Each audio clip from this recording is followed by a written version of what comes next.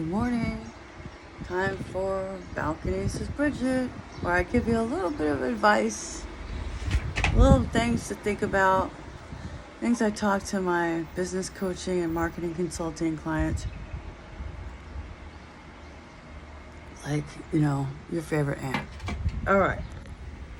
Today, I want to talk to you about this obsession with hacks, or what's the best thing to do this? What's the best thing to do that? What's the best thing to do? You could buy a coffee maker that's, not even the expensive pour overs, but the 99-cent ones with coffee filters that you literally put on your cup. Or you could buy a French press for $10 at IKEA. Or you could buy one for $25. Or you can buy an espresso machine for, what are they, $5,000 or something like that? They go up to 40,000. Like, there's a wide range of ways to make your coffee, and a wide range of accoutrement, coffee cups, different blends of coffee. Like for me, what's my goal with coffee? My goal with coffee is to have something warm on the back of my throat because of post-nasal drip. Hello, allergies. As well as to have some caffeine. And I frankly just like the taste of coffee. My budget is a $9 coffee maker from Walmart and Folgers. Actually, it's not even Folgers. It's Walmart Folgers. Sure, I loved having French press coffee with beans that I grind, but with all of the moving, I'm just not buying more tools that have to sit on my kitchen counter or be put away somewhere. And then what am I supposed to do with my coffee grounds? They don't go in your plumbing. I don't have a backyard. I just have this cat garden. So I was like, this is stupid, right? This is more stressful for me than just making my plain coffee, So that's why I'm doing it now. Which brings me to my solid advice that I have dispensed to many folks, which is, no matter what you're trying to accomplish, the best tool is the one you use. Now, if we're talking about productivity, this is 100% on point. The best tool is the one you use. So, you could have a nail gun. Let's switch to construction. You could have a nail gun, but you gotta plug in the compressor. You gotta have, sometimes it's easier to just nail it yourself. Like, what are you building? Are you building a chicken coop? Yeah, get the nail gun out. Are you reframing reframing a wall? Sure, get the nail gun out. But if all you're doing is hanging up pictures, you really just need the little hammer that comes in your lady tools, which I got for my birthday. So, sometimes we over tool, okay? Yeah, you can. And I have my opinions. Everybody has their opinions on the best tools. So, yes, for my business, I started with FreshBooks. I have never invoiced, well, maybe I did. Maybe I started with invoicing with Excel sheets and sending them over PDF. But I always had PayPal. And as soon as I built my website, I had Stripe. So, to collect payments. So what's the best tool, to collect payments is you have an invoicing tool and then you connect it to something to collect credit cards, because officially I do not take paper checks. They take 10 days to clear with my electronic bank, which is another tool, right?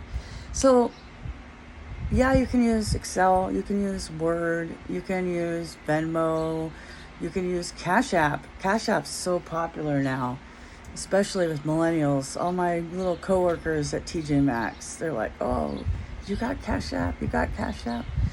And it has a card, so it's kind of cool, you know. I mean, that's a good way to like give your kids money.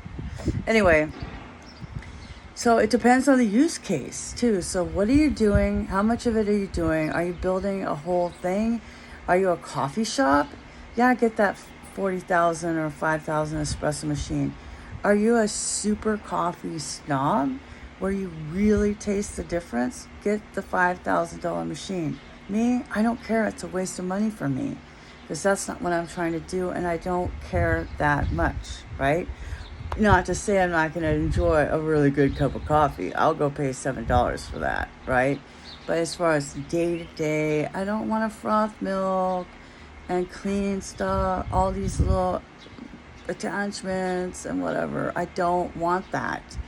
So what's the best tool for invoicing? What are you doing? Who are you invoicing? How are they coming to you? Is it services or are they doing it from your website?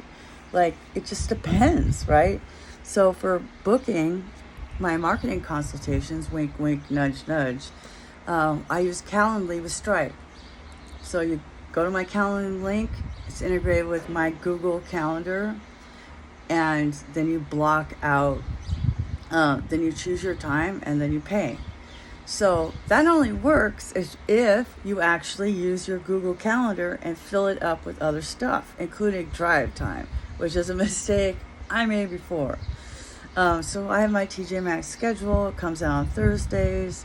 So I just got it yesterday. I need to fill out my Google Calendar, and then that kind of like, people can't double book me, right? But if you use iCal and you connected Calendly to Google Cal, that's not going to work. You're not going to change your whole system of living, right? You're going to want to pick something that works. Oh my God. I'm sorry, I'm so tired still.